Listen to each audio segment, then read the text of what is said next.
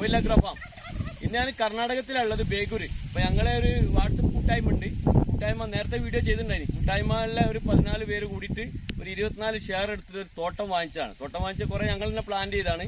ഇത് രത്നഗിരി ആപ്പൂസ് എന്നുള്ളൊരു വെറൈറ്റിയാണ്. സിന്ധുദുർഗിന്റെ മാങ്ങയാണ്. അടിപൊളിയായിട്ട് കാഴ്ചയുണ്ടോ. ഇതിന്റെ ഹാർവെസ്റ്റിംഗ് ആണ് ഇന്നിവിടെ. ഞങ്ങള് മാങ്ങ പറിക്കുകയാണ്. കണ്ടില്ലേ, മാങ്ങ ഇങ്ങനെ പൊട്ടിച്ചെടുക്കുക. എന്നാൽ പ്രൂണിങ് കൂടി ആവും. മാങ്ങ കേടാവാതെ കണ്ടോ, പ്രൂണിങ്ങും കൂടി ഇങ്ങനെ പൊട്ടിക്കുക. കണ്ടോ,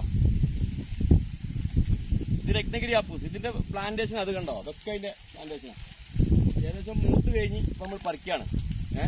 അപ്പോ കൊമേഴ്ഷ്യലായിട്ട് മാവ് കൃഷി ചെയ്യാൻ പറ്റിയ സ്ഥലം കർണാടകയാണ്. നമ്മുടെ പരിസരം. കേരളത്തിൽ എന്താ പറയുക, കാലാവസ്ഥ ഡിസോർഡർ ആണല്ലോ. ഇത് കൊമേഴ്ഷ്യലായിട്ട് ചെയ്ത് നമുക്ക് വരുമാനം ഉണ്ടാക്കാം. അപ്പോൾ ആവശ്യമുള്ള ആൾക്കാർ 1 ഏക്കർ, 2 ഏക്കർ, 5 ഏക്കർ, 10 ഏക്കർ വാങ്ങിച്ചിട്ട് കുറച്ച് മാവ് കൃഷി ചെയ്യാം. നമുക്ക് ഇഷ്ടംപോലെ മാങ്ങ കിട്ടും. ചെറിയ പൈസ ഉള്ളൂ. സ്ഥലത്തിന് ഇവിടെ ആവറേജ് 20 ഏക്കർക്ക് 20 ലക്ഷമൊക്കെ വില ഉണ്ട് ഇപ്പോൾ.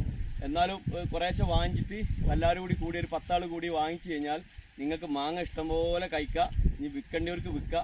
അപ്പോൾ പ്ലാന്റേഷൻ ഞാൻ ചെയ്തുതരും. നിങ്ങൾക്ക് ആവശ്യമുണ്ടെങ്കിൽ അത് നിങ്ങൾക്ക് ചെയ്യാമെങ്കിൽ നിങ്ങൾക്ക് ചെയ്യാം.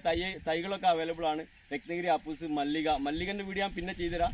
ഇഷ്ടംപോലെ കായ്ക്കും ഈ വെറൈറ്റീസ്. എല്ലാ മാവും കായ്ക്കും. പ്രത്യേകിച്ച് ആപ്പൂസൊക്കെ നല്ല മാങ്ങ. കണ്ടില്ലേ. ബൈ.